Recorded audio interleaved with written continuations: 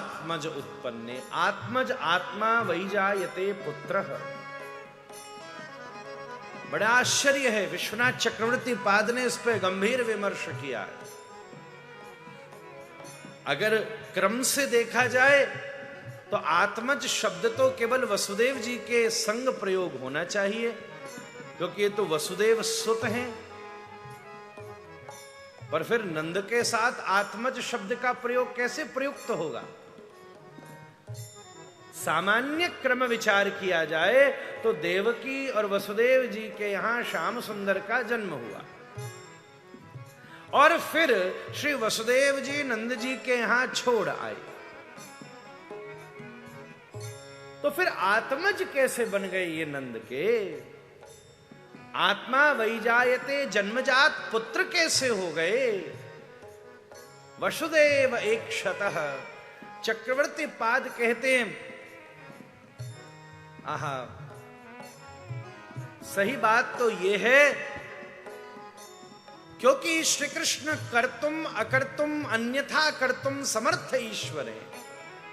हम इंसान की नहीं, भगवान की कथा सुन रहे हैं, और भगवान एक साथ एक समय एक रूप अनंत लीलाएं कर सकते हैं।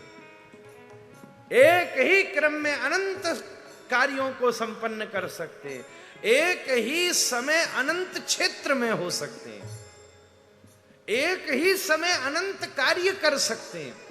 ये तो स्वाभाविक बात है। स्थान स्थान का भेद है।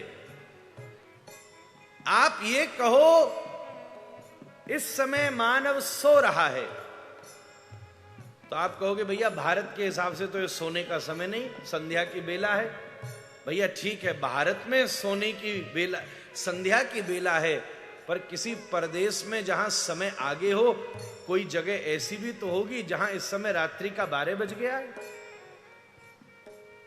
आप कहो सूर्योदय हो रहा है, असत्य भाषण नहीं है, क्योंकि भारत में सूर्योदय नहीं हो रहा, पर किसी अन्य क्षेत्र प्रदेश में इस समय जहां प्रभात का 5 बज रहा होगा, वहां सूर्योदय भी हो रहा है। स्थानांतर भेद है।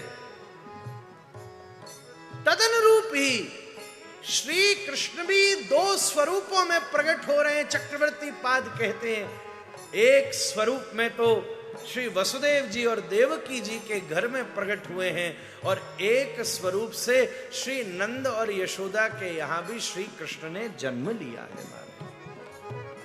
बिल्कुल स्पष्ट जन्म लिया है। अरे ऐसे कैसे होगा, भगवान दो जगह पैदा हो जाएं? अरे भगवान है, कोई इंसान थोड़ी ना है। अनन्य रूपों में भगवान, अनेक रूप रूपाय विष्णवे प्रभ विष्णवे। ये क्या कभी जन्म लेते हैं? ये तो अजन्मा है।